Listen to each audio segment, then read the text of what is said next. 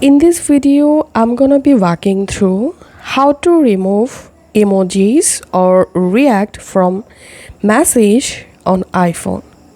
Follow this easy and step-by-step guide to remove react or emojis from a message.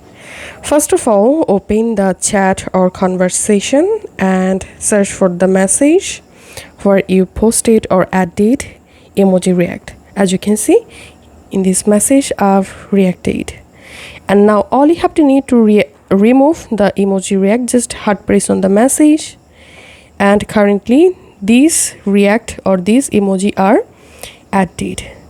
To remove it, again tap on the emoji and your emoji react will be removed from the message.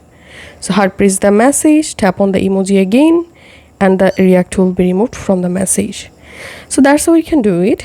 If this video helped you out, please leave a like and leave a comment down below. Thank you for watching.